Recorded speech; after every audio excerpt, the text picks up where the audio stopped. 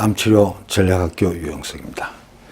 이 신문에 아주 재밌는 얘기가 나왔더라고요. 한국인 말년 10년을 아프다가 죽는다, 뭐 이런 얘기입니다. 좀 더 구체적으로 하면 이 미국 그 워싱턴 대학의 연구팀들이 세계 188개 나라에서 2013년도 건강 수명에 대한 조사를 했습니다. 그래서 이제 이 란셋이라는 아주 최고권위의 학술지에 발표를 했는데, 우리 건강 수명은 한국인이 전 세계 9위로 되어 있습니다. 근데 이제 조금 이렇게 구체적으로 보면 이 기대 수명, 건강 수명 이렇게 되어 있습니다. 기대 수명은 어떤 형식으로든지 간에 생존해 있는 기간을 얘기합니다. 남자는 77세, 여자는 83세로 되어 있습니다. 건강 수명이라는 거는 그야말로 나이가 들어도 건강하게 생활할 때를 얘기를 합니다. 이제 어떤 시점인가는 조금 그렇지만 사람에 따라 차이가 있겠지만 어쨌든 활동을 할 수 있는 그런 나이가 남자는 68세, 여자는 72세입니다. 그래서 남자들은 8년, 거의 9년 가까이를 병 치료를 하고, 여자분들은 10년 넘게 병 치료를 한다고 그렇게 되어 있습니다. 저는 늘 이제 암을 하는 의사로서 이 기사를 볼 때, 이 한번 얘기를 해야 되겠다 하는 생각이 듭니다.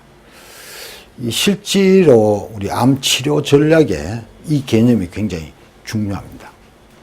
이 전략 결정에 꼭 고려를 해야 될 것이 바로 기대 수명과 건강 수명입니다. 과연 암으로 투병을 하면서 기대 수명에만 목적을 둘 거냐 하는 것을 이제 문제죠. 실제로 의학계 또 대학병원의 통계나 이런 것들이 거의 대부분 기대 수명에만 모아져 있습니다. 근데 아무 생각 없이 따라가면 건강 수명에 대한 개념을 잡기가 어렵습니다. 그래서 암 치료를 본격적으로 시작하기 전에 꼭 기대 수명과 건강 수명 중에 내가 과연 무엇을 더 생각을 해야 하냐, 무엇이 더 중요하냐 하는 부분을 꼭 생각을 해야 됩니다. 특히 암이 진행된 암이라든지 난치성 암이 있을 때는 어떻게 보면 건강 수명이 훨씬 더 중요할 수가 있습니다.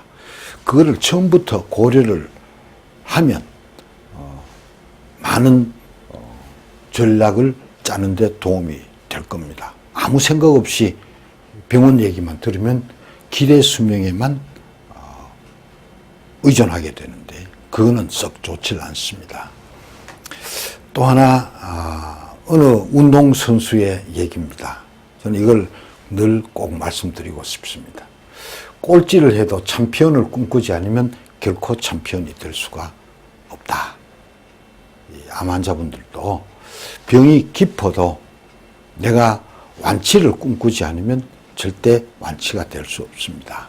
우리가 최선의 선택을 하지만 최악도 생각도 해야 되지만 항상 희망적인 목표를 갖는 것이 암 치료를 제대로 받는, 후회 없는 암 치료를 하는데 도움이 많이 될 걸로 생각을 합니다.